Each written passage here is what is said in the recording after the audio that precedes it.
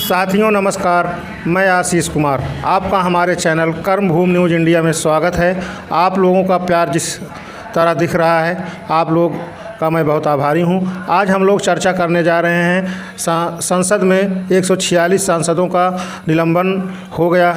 आज उसी विषय में हम बात करने जा रहे हैं राजकिशोर यादव जी से, नरसिंह यादव जी से, और आपको अवगत कराएंगे कि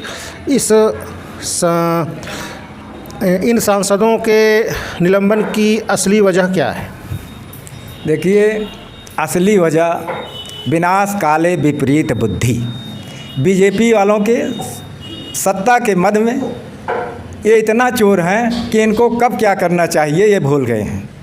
मैं समझता हूँ इनका यह दांव जो इन्होंने खेला है, तमाम अपनी मनमानी कार्य को ये लोकसभा से, राज्यसभा से पास कराना चाहते हैं। जो ये जनता के ऊपर जुर्म ढाने वाले कानून हैं, भारत के संविधान को ख़त्म करने वाले कानून हैं, उनको पास करवाना चाहते हैं। इस वजह से इन्होंने निलंबित किया है कि अकेले जो है अपना पास कर लेंगे। लेकिन यदि विपक्ष हमारा इस समय सामूहिक इस्तीफा दे दे लोकसभा से, राज्यसभा से, और जनता के बीच में आ जाए, जब जनता लोकसभा जब आवारा हो गई, हमारी संसद आवारा हो गई, इसमें सुनने वाले नहीं हैं। आप सभी जानते हैं कि 750 किसान जो है शहीद हो गया आंदोलन करके। इन्होंने किसानों की नहीं सुनी।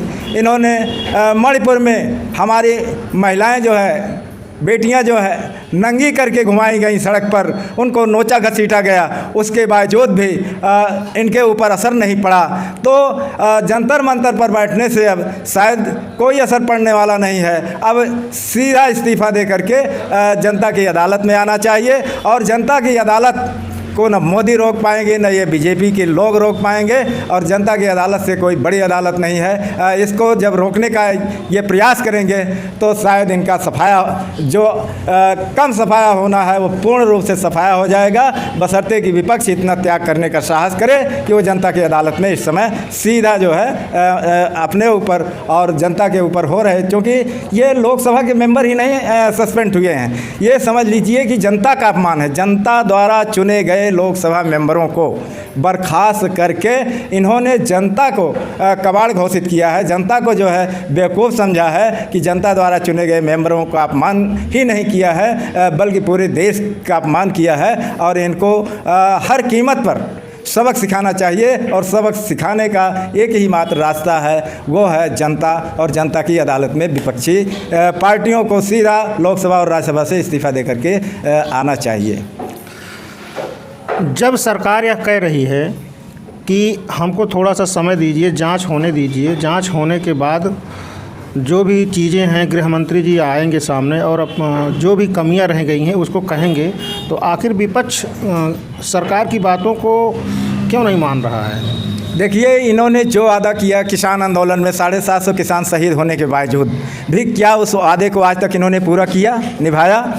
इन्होंने जो राष्ट्रवाद का नारा दे करके आए थे, और लोगों ने समझा कि बीजेपी तो राष्ट्रवादी पार्टी है, राष्ट्र के नाम पर इन्होंने वोट भी लिया, और इधर जो है कार्य इन्होंने धर्म पर किया।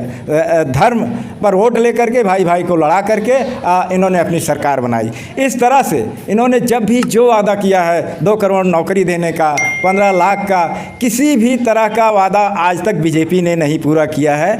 और राष्ट्रवादी का तो सबसे बड़ा प्रमाण इन्होंने दे दिया। जो हमारी आर्मी थी, जो देश की सुरक्षा में तैनात जवान थे, उनके साथ इन्होंने अपमान करके अग्निवीर जैसी योजना ला करके, ठेका पट्टी की व्यवस्था करके, चंद समय के लिए जो है देश की सुरक्षा में भर्ती करके पूरे राष्ट्र का अपमान किया है, राष्ट्रवाद का अपमान किया है। तो मैं समझता हूँ ना ये किसानों के हैं, ना ये महिलाओं के हैं, ना ये व्यापारियों के हैं, ये किसी भी एंगल से कहीं नहीं है जनहित में इनका कोई आज तक कार्य आया नहीं है। इसलिए अब लोकसभा के सदस्यों को और राज्यसभा के लोगों जो चुने हुए हैं, इनको इस्तीफा दे करके और इनकी काली करतूतियों का जनता में आकर के पर्दाफाश करना है और संविधान को बचाना है। तो इसके अलावा और कोई रास्ता नहीं है। ये चूँकि संविधान को मानने वाले नहीं हैं, ये मनवादी संविधान लाना चाहते हैं, इसलिए इनको हटाने का एकमात्र रास्ता अपना इस्तीफा दे करके जनता की अदालत में आए।